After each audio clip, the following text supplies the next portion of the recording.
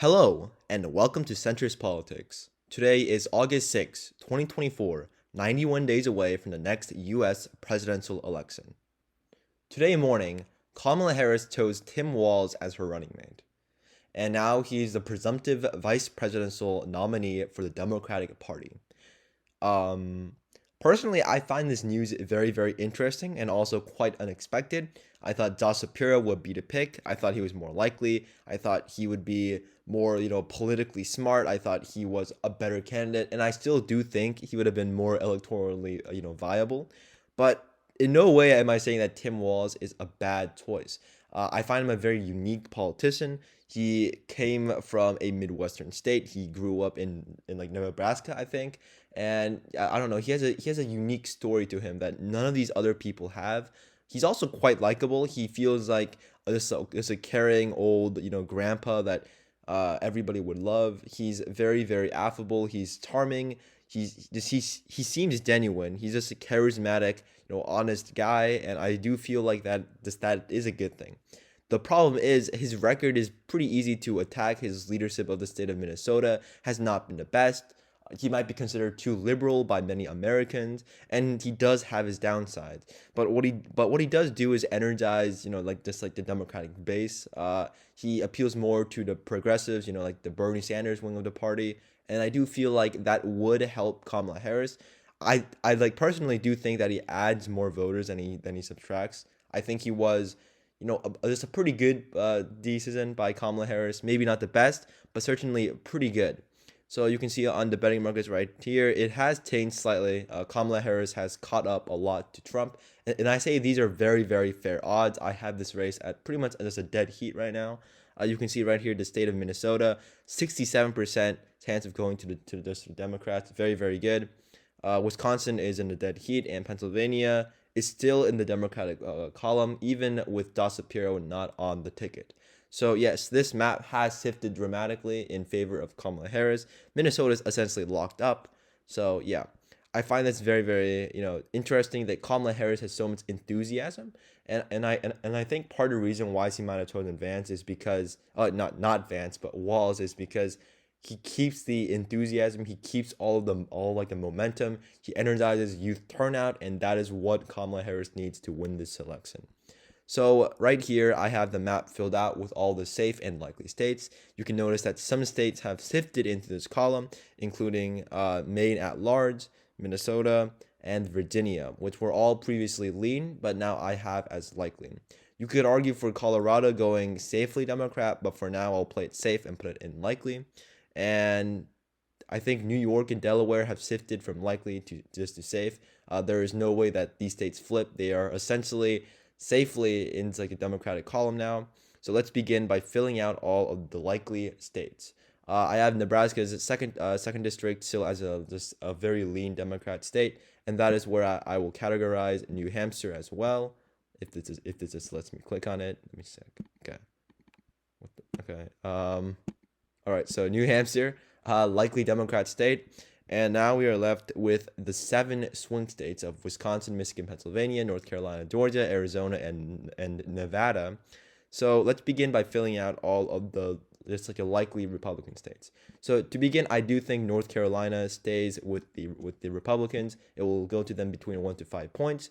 I do think this state is, it has narrowed down significantly. Like this, like a recent poll show it as a very close race. Trump is still the favorite. Polls show this race as a tightening one, with Trump with a 3-point advantage. The most recent one has Trump leading by 2. I think lean is a very fair characterization for the state.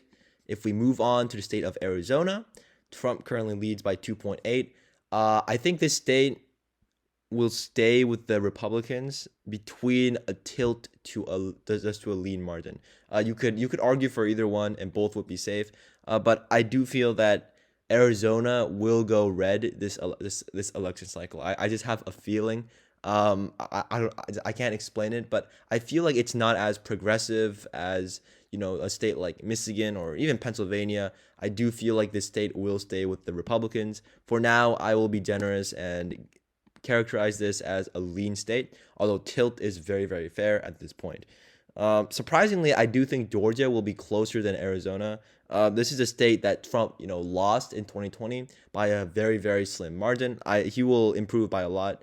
I do think this is a very tilt Republican state. It will be very, very close. I think Tim Walz energizes youth turnout. He, energizes more, far left, more liberal, more progressive types to vote in this election. Georgia will narrow down for my last prediction, which I had it as lean, I think, and I think tilt is a pretty fair margin at this point in the game. Next, we go over to the state of Nevada. Let me check. Yeah, Nevada is currently characterized as a very toss-up state at 270 to win. Real Clear Politics has this state as Harris leads in the most recent polls, and I do think that might be overestimating her slightly, but shockingly, this might be surprising, but I do think Nevada will go to the Democrats, but it will go by a very, very razor thin margin. It will narrow down from 2020 by just like a couple points. I feel like I just have a feeling that Nevada is not ready to flip yet. It will stay with just in a Democrat columns. He will win this by a very lean margin. I feel like Tim Walz is just the type of guy to not really help that much, but not really hurt at all either in the state. Nevada will be going just to Democrats. And now we move over to the states of Wisconsin, Michigan, and Pennsylvania.